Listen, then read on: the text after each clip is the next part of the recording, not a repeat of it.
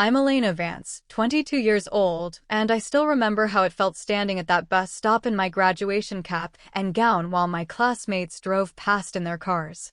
The worst part wasn't the persistent New England drizzle or the curious stares from strangers.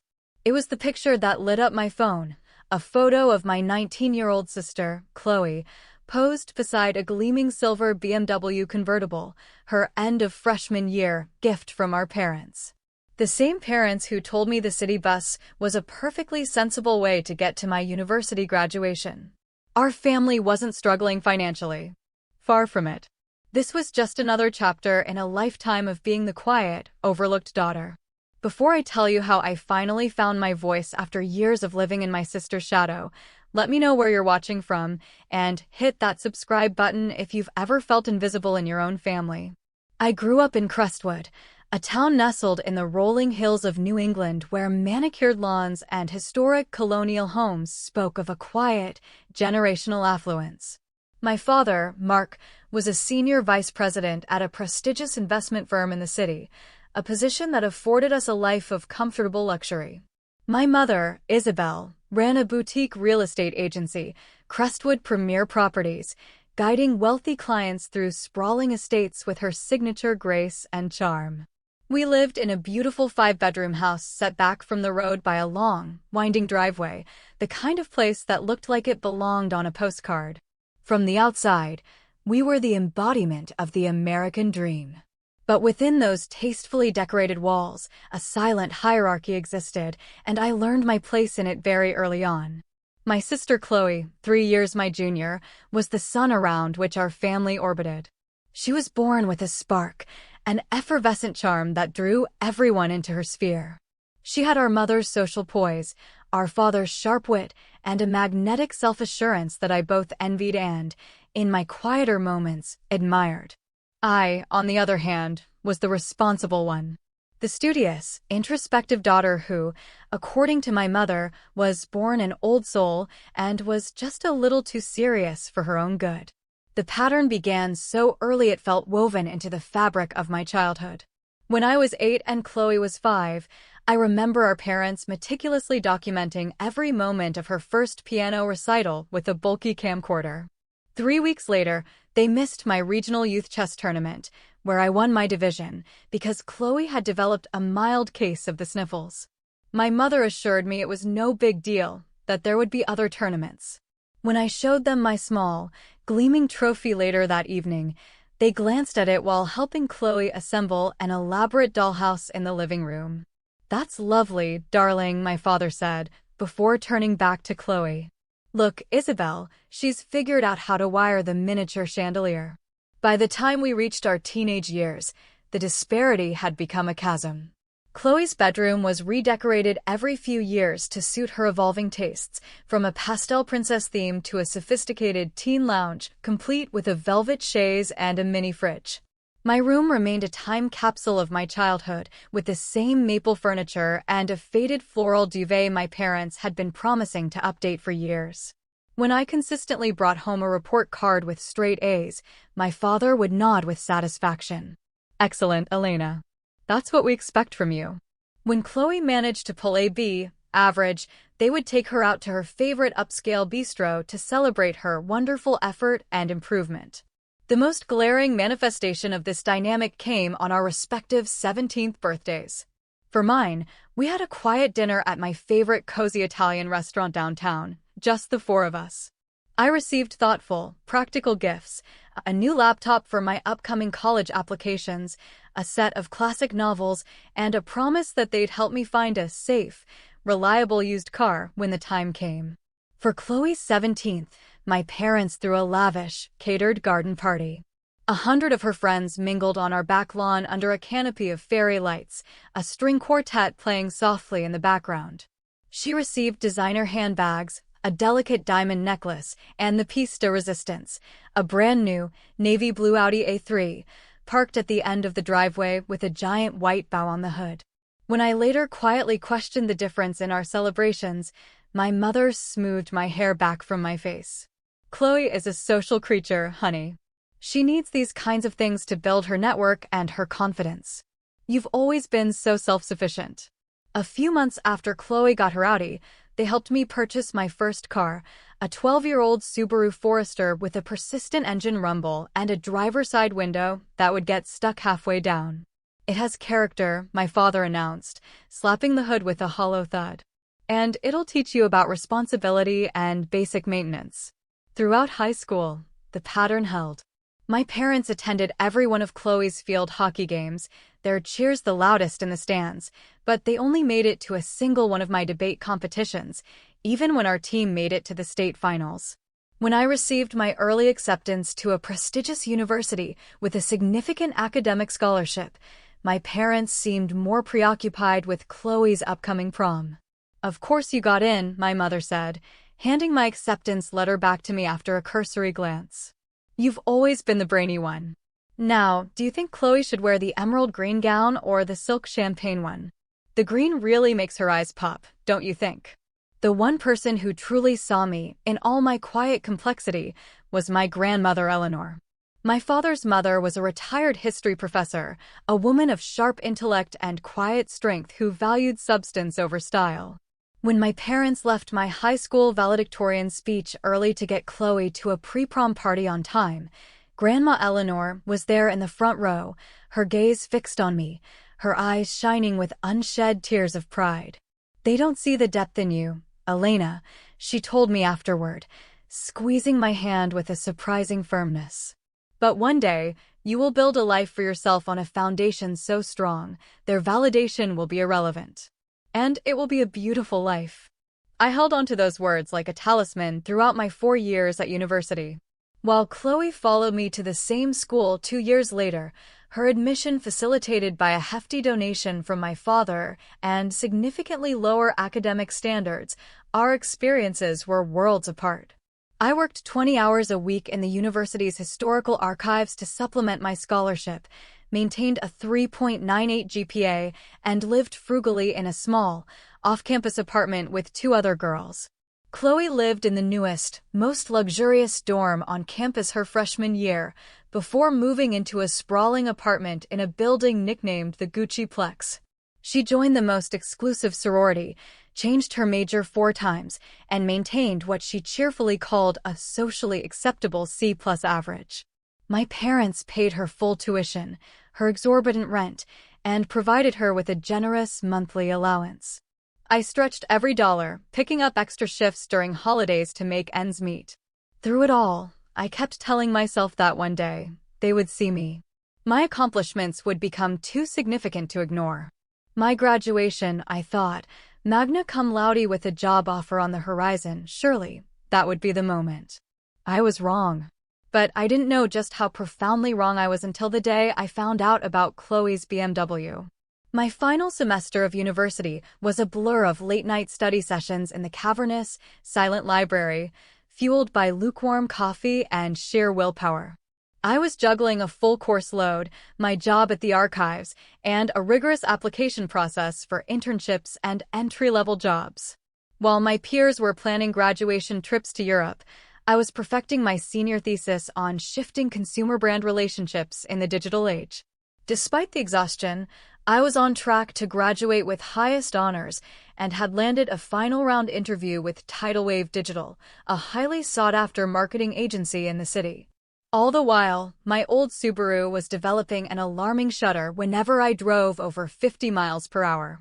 3 weeks before graduation, I called my parents, hoping to gently broach the subject of logistics for the big day. I'd been dropping hints for months about my car's declining health. So, about graduation day, I began, twisting the landline cord around my finger as I paced my tiny apartment kitchen. "I'm a little concerned about transportation. The Subaru is making that clunking noise again, and the mechanic said it might be the timing belt." My father replied, his voice distant. I could hear the faint, rhythmic clicking of his keyboard in the background. "Can't one of your roommates give you a ride?" "They're all graduating too, Dad. We all have to be at the assembly hall at different times for our specific colleges."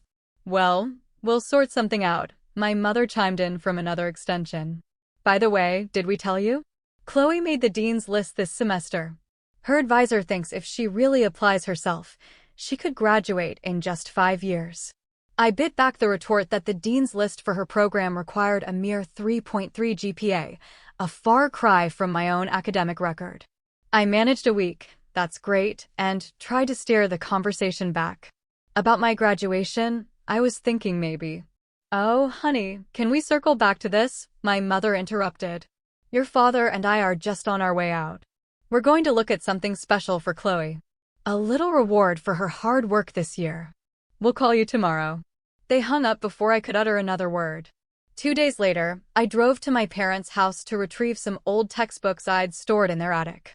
I let myself in with my key, and as I walked through the foyer, I overheard them talking animatedly in the kitchen. Chloe is going to lose her mind when she sees it, my father was saying, his voice filled with a rare, boyish excitement. The silver with that red leather interior is just stunning. I know, my mother agreed. And the dealer said they can have it detailed and ready by next weekend. Just in time for Elena's graduation. Chloe can drive it there and show it off. I froze in the hallway, my heart starting a slow, heavy drumbeat against my ribs. Don't you think a brand new BMW is a bit much for a 19-year-old? My father asked, though his tone was one of token resistance. Mark, she pulled her grades up and she's navigating a very demanding social life. That takes effort. Besides, her Audi is already 2 years old, and all her sorority sisters are getting new cars for their sophomore year.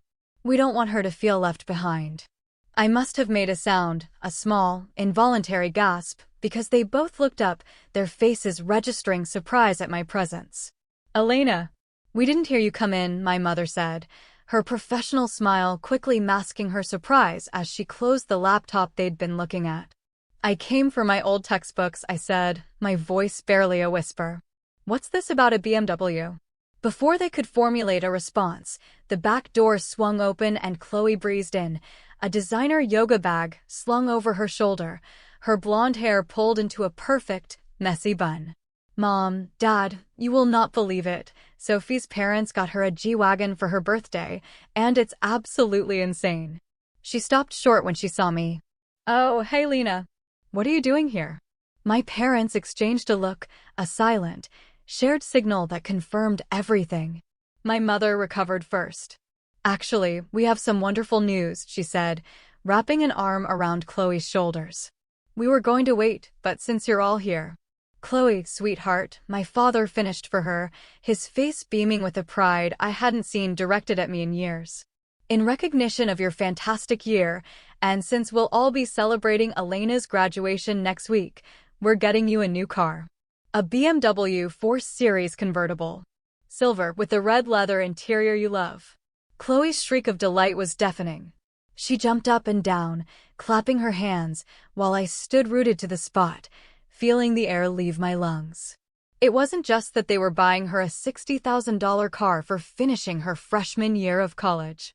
It was that they were tying it to my graduation, co-opting my one day of recognition and making it about her. Oh my God, are you serious? A convertible. Chloe threw her arms around our parents, then turned to me, a triumphant smirk playing on her lips. See, Lena? Some of us get cars that don't sound like they're gargling rocks. I opened my mouth, but my mother spoke first. We're going to pick it up next Friday, and then on Saturday, we can all drive to Elena's graduation in style. The casual cruelty of it felt like a physical blow. I wasn't just being overshadowed, I was being erased. I was a supporting character in the story of my own life, expected to ride along as a passenger in the celebration of my sister's latest acquisition. I mumbled an excuse about needing to get the books and fled to the attic, my eyes burning with tears I refused to let them see. As I pulled dusty textbooks from a forgotten corner, I could hear their excited chatter from downstairs, debating optional features and planning the car's grand debut. That night, back in my apartment, I recounted the story to my roommate Sarah. They're buying your freshman sister a BMW while your car is literally falling apart, and they didn't even think about how you're getting to your own graduation? Sarah was incandescent with a rage I couldn't seem to muster for myself. That's not just messed up, Elena. That's cruel. Maybe I'm just being sensitive, I whispered, wiping at a stray tear. They've always been like this. That doesn't make it okay, Sarah insisted, her voice firm. You have to say something. You have to tell them how this feels. What's the point? I sighed. They don't listen. They never have. Then make them listen, she said, her eyes boring into mine. You are graduating with highest honors. You have worked your butt off while Chloe has been coasting on their money. If they can't see your worth, you need to show it to them. I nodded, a small, fragile seed of resolve taking root in my heart. But as graduation day loomed, a familiar anxiety crept in. Would I finally find the courage to speak my truth, or would I retreat into the quiet, invisible role I had played for 22 years? The Friday before graduation arrived with a pale, watery sunlight that promised more rain. I woke early, my stomach in knots, and walked to campus for my last final exam. Despite the dread that had taken up residence in my chest, I managed to focus, pouring 4 years of knowledge into the exam booklet. Another stellar performance, Ms. Vance, Professor Albright said as I handed him my paper. It has been a genuine pleasure having you in my classes. You have a keen mind. Don't ever let anyone tell you otherwise. His words were a small, welcome balm on my frayed nerves. After the exam, I headed to my final shift at the university's historical archives. My supervisor, a kind, scholarly man named Mr. Abernathy, had organized a small farewell for me. The other student workers and archivists gathered around a table with a sheet cake and a thoughtfully chosen gift. We will be hard-pressed to find a replacement with your diligence and quiet confidence, Elena, Mr. Abernathy said, handing me a beautiful, leather-bound journal. In 4 years, you've never been late, never complained. You've been the bedrock of this department. I blinked back tears, overwhelmed by their simple, genuine appreciation. Thank you all so much, I managed. This job, it's meant more to me than you know. After saying my goodbyes, I checked my phone and saw a string of missed calls from my mother. I called her back as I started the walk to my apartment. Elena, finally, she answered, her voice bright and brittle. We're at the dealership. We're just signing the papers for Chloe's car. It's absolutely breathtaking. You should see the way the silver paint catches the light. That's great, Mom, I said, the words tasting like ash in my mouth. About tomorrow. Yes, that's what I was calling about, she cut in. The ceremony starts at 1, right? We'll need to leave by 11:30 to get a good parking spot. Your father is very particular about parking. Mom, I said, stopping on the sidewalk. I forced my voice to be steady. I need to be there by 10. For the graduate check-in and lineup. I've been trying to tell you this all week. There was a pause. Oh, she said, as if the thought of my logistical needs had never once crossed her mind. Well, that's a bit tricky. We'll be busy in the morning getting the car ready for its first big outing. Can't you just take the bus?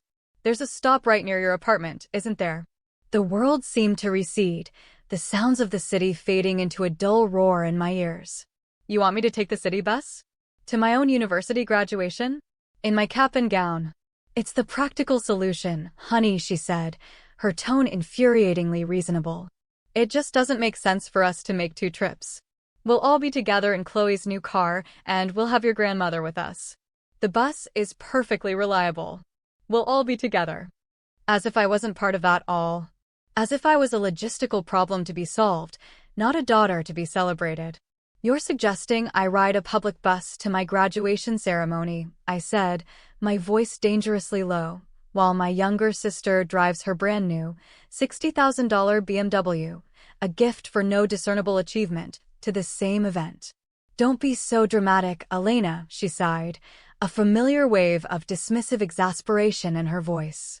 You've always been so independent. I thought you'd prefer to handle it yourself instead of having us ferry you around.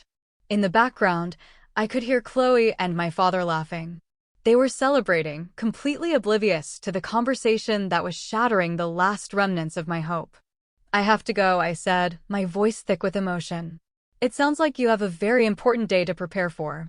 It's just the practical choice, Elena, my mother repeated, either missing or pointedly ignoring my sarcasm.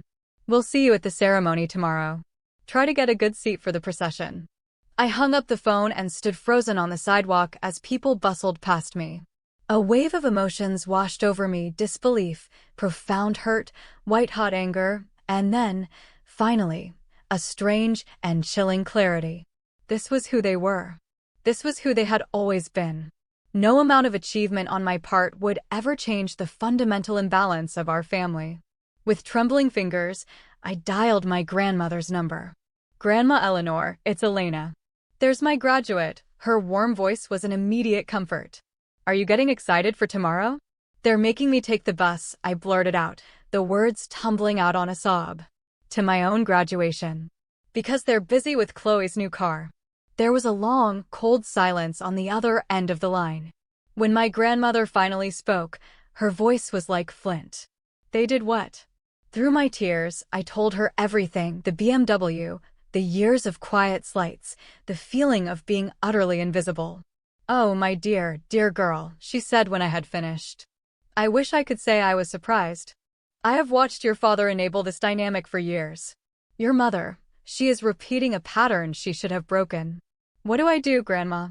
I whispered, feeling as small and lost as a child. "You have a choice," she said, her voice firm and clear. "You can continue to swallow this injustice, or you can begin to set boundaries. Neither path is easy, but only one of them leads to self-respect." "I'm so tired of being invisible," I cried softly. "Then stop letting them treat you as if you are," she replied. "But whatever you choose to do, Elena, you must know this: I see you. I have always seen you. And I am immensely, profoundly proud of the woman you have become, with or without their acknowledgement." Her words were a lifeline. After we hung up, I walked back to my apartment and began to prepare. I carefully pressed my black gown, polished my shoes, and laid out the simple navy dress I planned to wear underneath. As I hung the gown on my closet door, a text from a childhood friend, Maya, came through. "Can't wait to scream my head off for you tomorrow. You've worked so hard for this. Let me know if you need anything at all." I stared at the message, a fresh wave of tears, this time of gratitude, blurring my vision. Maybe that was the key. To focus my energy on the people who saw me, instead of mourning the ones who didn't. I set my alarm for 7 a.m. I would get through tomorrow with my head held high, even if it meant riding the bus in my cap and gown. Tomorrow was my day, a culmination of my own effort and dedication. And maybe, just maybe, it would also be the day I finally found my voice. The morning of my graduation, I woke to the soft, gray light of a drizzly New England day. For a fleeting, peaceful moment, there was only the quiet thrill of accomplishment. Then the reality of the day's logistics settled back in, a cold weight in my stomach. I checked my phone. There were a dozen congratulatory texts from friends and extended family, and one from my mother. "Don't forget we're meeting by the statue in the main quad after the ceremony. Chloe wants to get some good shots of the car with the university banners in the background." "No, congratulations." "No, we're so proud." Just instructions, centered around Chloe and her new status symbol. I took a long, steadying breath and began to get ready. I did my hair and makeup with meticulous care, slipped on my navy dress, and draped my honors cords, a brilliant gold and crimson, around my neck. As I settled the square cap on my head and looked at my reflection, a surge of defiant pride cut through the hurt. I did this. Not my parents' money, not their connections. Just me. My work, my discipline, my persistence. My roommates had already been picked up by their beaming families. The apartment was unnervingly quiet as I gathered my purse and my gown, took one last look around the place that had been my sanctuary for 4 years, and headed out into the mist. The walk to the bus stop was miserable. The fine rain had intensified, and I had to clutch my cap to my head to keep the wind from snatching it. The damp wool of my gown felt heavy on my shoulders. A car full of fellow graduates, their parents at the wheel, honked and waved as they passed.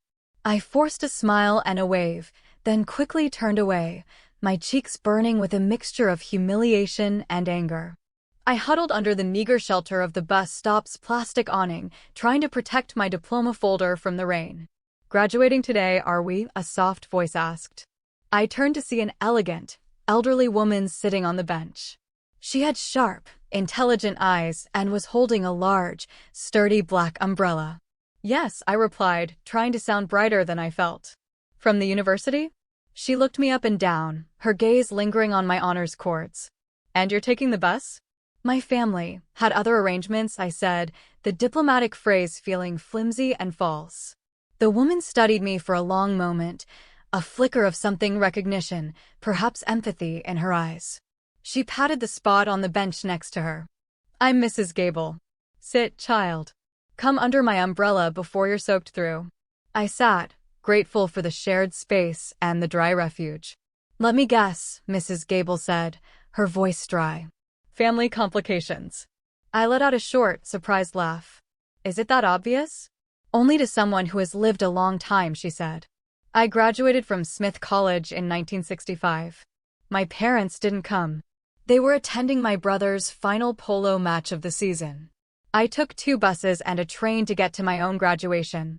What did you do? I asked, suddenly desperate for her wisdom. I was furious for years, she admitted. But eventually, I understood a fundamental truth. Their inability to recognize my achievement did not, in any way, diminish the achievement itself. It only illuminated their own limitations. Before I could reply, the bus lumbered to a halt in front of us. Mrs. Gable insisted I board first. The driver, a kind-faced man with a thick mustache, broke into a wide grin when he saw my attire. Hey, a graduate. Congratulations. This ride's on me today. A little graduation gift from the city. On the bus, a handful of other passengers offered their own congratulations. A nurse in scrubs insisted I take her seat near the front. A construction worker gave me a thumbs up. The simple, unprompted kindness from these strangers was so profound, so starkly different from my own family's behavior, that it brought a fresh wave of tears to my eyes.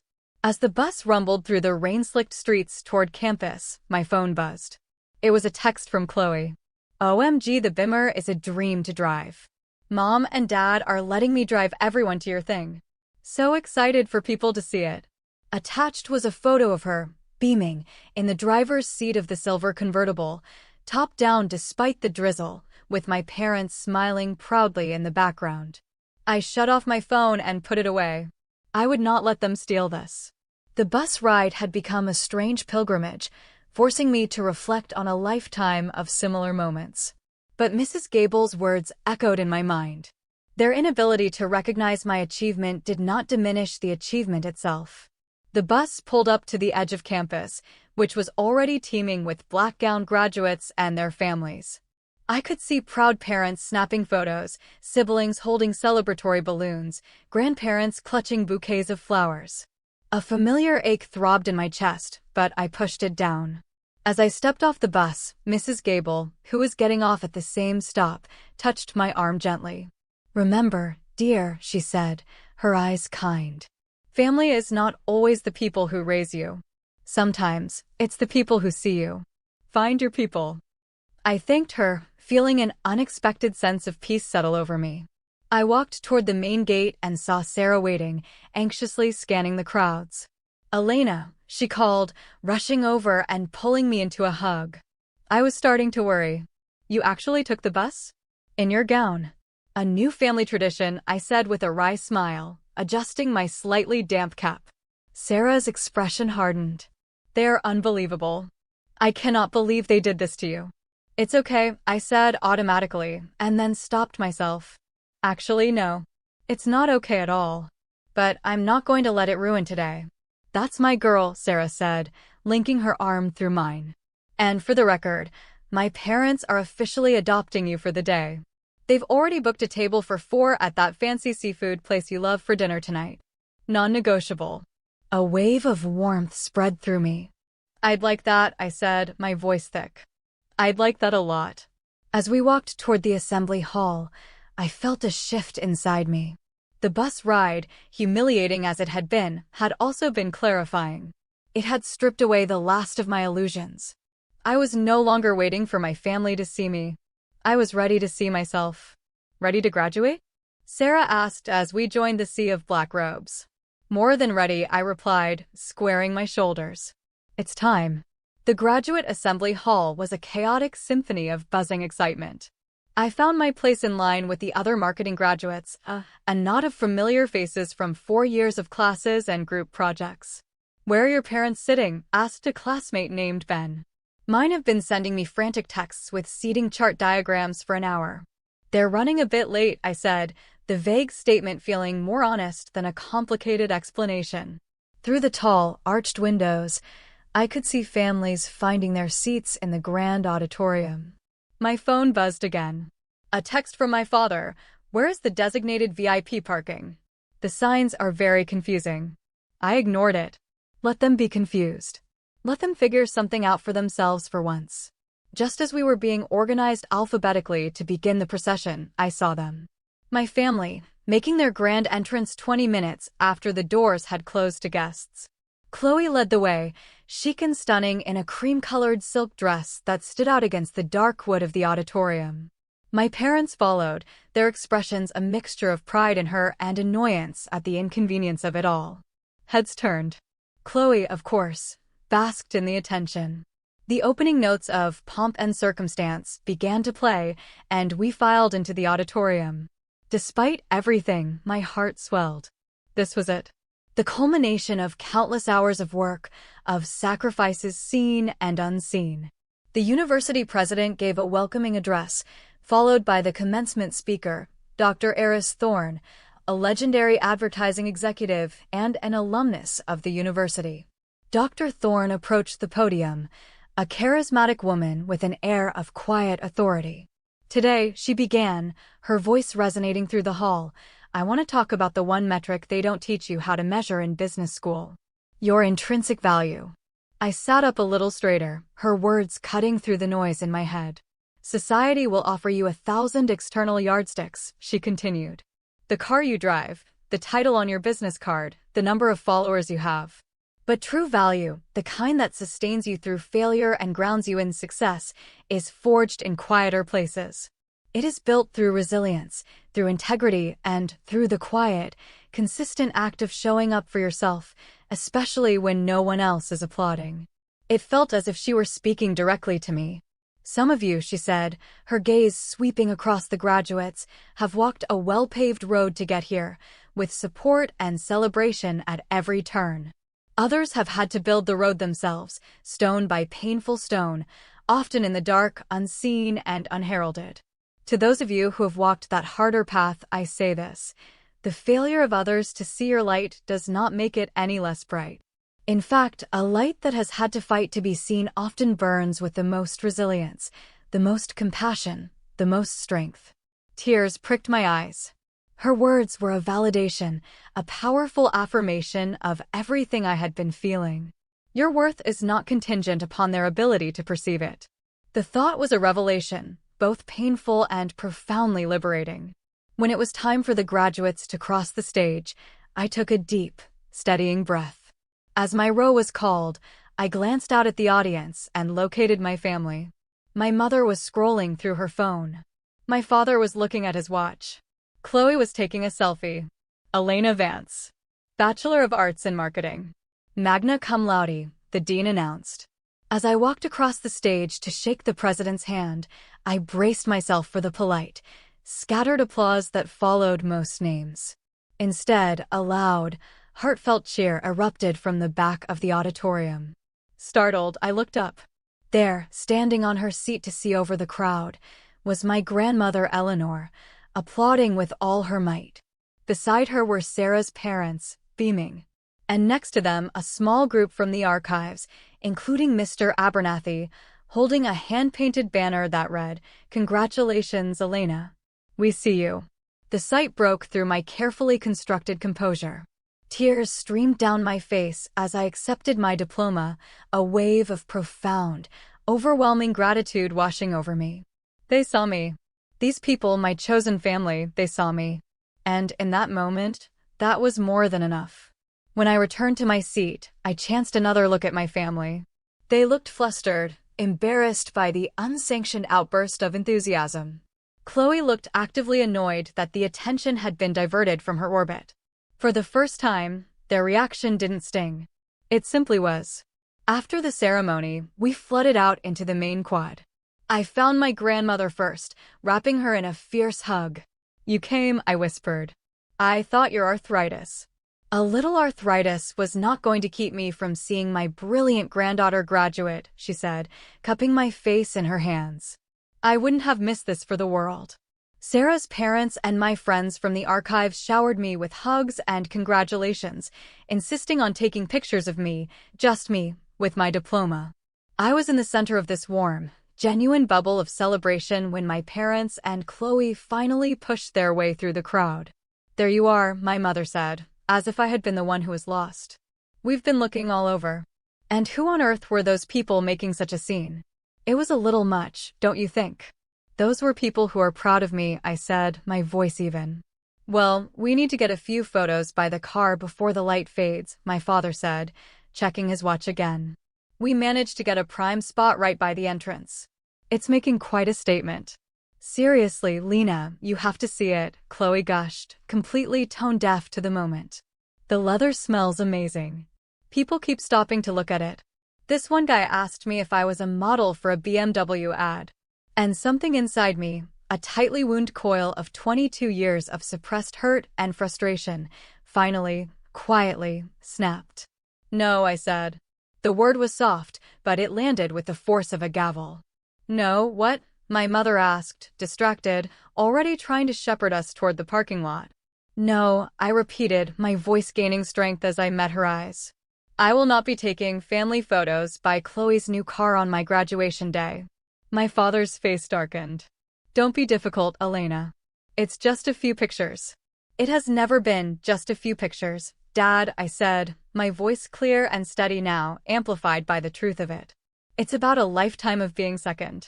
It's about you buying my teenage sister a luxury car as a reward for mediocrity, while telling me to take the bus to my own graduation. It's about you showing up late and distracted to the single most important academic milestone of my life, because you were busy admiring her new toy. That's not fair, my mother protested, her eyes darting around as she noticed a few nearby families glancing in our direction. We have always supported you. Have you? I asked, a genuine question. When was the last time you came to something that mattered to me and stayed for the whole thing? When have you ever celebrated one of my accomplishments with even a tenth of the fanfare you give Chloe for simply existing? I got on the dean's list. Chloe interjected, her voice sharp with indignation. You got a 3 GPA at a university Dad's donation got you into, while living in a luxury apartment he pays for, with an allowance that's more than I make in a month at my job, I retorted, the facts laying themselves out, cold and sharp. And for that, you got a BMW. I graduated with highest honors after working my way through 4 years of college, and I got a bus pass. My father's face was flushed with anger. That's an oversimplification. Chloe needs the encouragement. You've always been so strong, so independent. I had to be, I said, my voice dropping to a near whisper. You never gave me another choice. Is that what this is about? My mother asked, her voice rising. A car? If you wanted a car so badly, you should have just said something. This has never been about a car, Isabel, a firm voice cut in. My grandmother Eleanor stepped forward, her posture regal. This is about seeing your daughter. Truly seeing her, for the first time in her life. My parents stared at her as if just now noticing her presence. Mother, this is hardly the time or place, my father began. If not now, when? Grandma Eleanor countered, her voice unwavering. I have watched you two repeat the worst of your family's patterns. I have watched you render this brilliant, incredible young woman invisible, time and time again. She deserved her parents' pride. She deserved their presence. At the bare minimum, she deserved a ride to her own graduation. A small, curious crowd had begun to form a discreet perimeter around our family drama. I felt a hand slip into mine and looked down to see Sarah, standing beside me, a silent, solid pillar of support. I have to go, I said, the confrontation leaving me feeling hollowed out and strangely calm. My friends are taking me to dinner. People who actually want to celebrate with me. Elena, you can't just walk away from your family, my mother said, a note of panic in her voice. Watch me, I said softly. I turned and walked away, with Sarah on one side and my grandmother on the other. As we moved through the crowd, I heard Chloe's bewildered voice float after us. So, Are we not taking pictures with the car? And for the first time all day, I smiled. A real, genuine smile. The foundation of my life was shifting, and for the first time, it felt like it was settling onto solid ground. My ground. The dinner at the waterfront restaurant was a lovely, healing balm.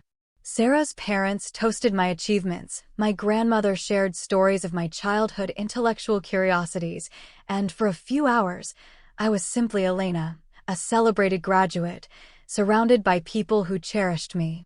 My phone buzzed incessantly with calls and texts from my parents, but I ignored it. Tonight was a ceasefire. Tonight was for me.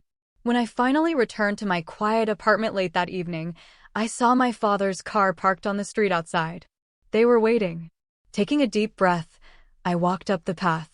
They got out of the car, their faces etched with a mixture of anger and exhaustion.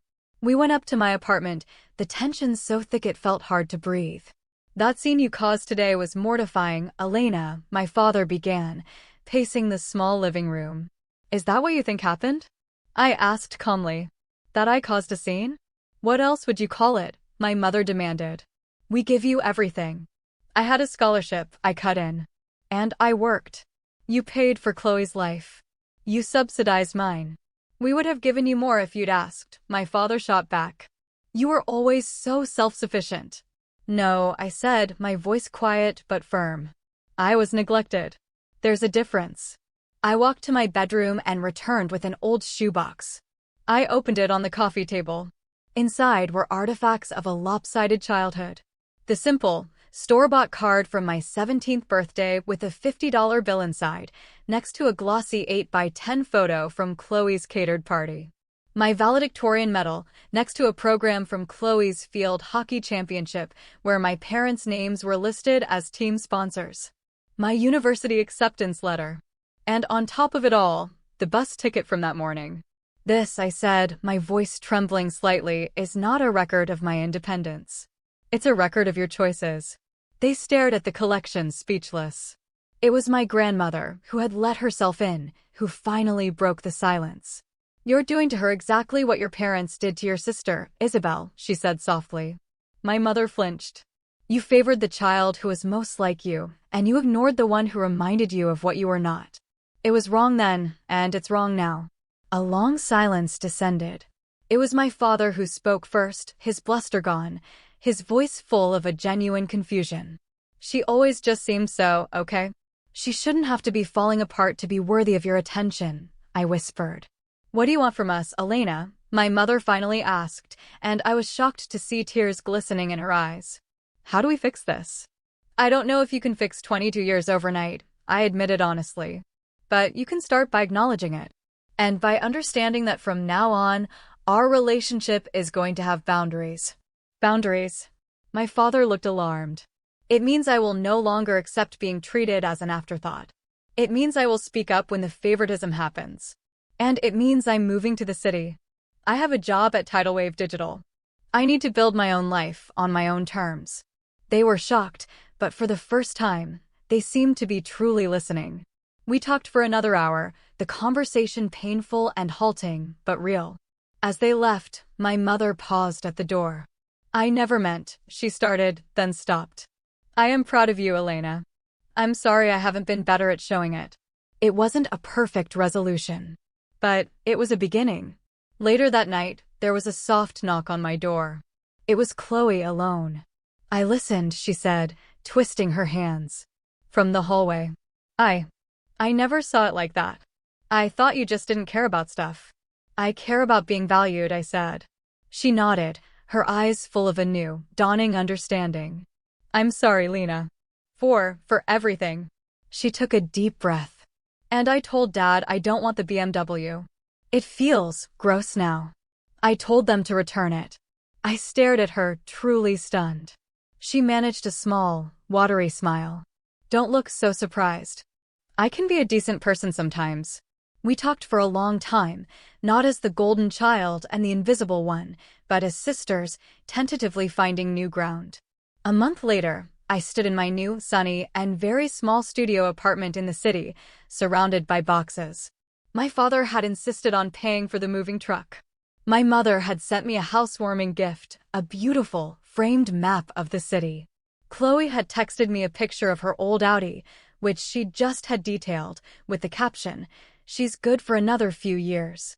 The changes were small, imperfect, but they were there. My journey from the shadows wasn't over. But standing there, in my own space, a life of my own making stretching out before me, I felt the warmth of my own light. The graduation gift I had ended up giving myself wasn't a car or a party. It was my own voice. And I was finally ready to use it. Have you ever had to stand up for yourself when it felt like no one else would, or found yourself taking the bus while someone else got the BMW? I'd love to hear your stories in the comments below. Don't forget to like this video if it resonated with you, subscribe for more real-life stories, and share it with someone who might need a reminder of their own worth. Remember, sometimes the most important journeys start with a single moment of deciding you are worthy of more. Thank you for listening, and until next time, keep shining.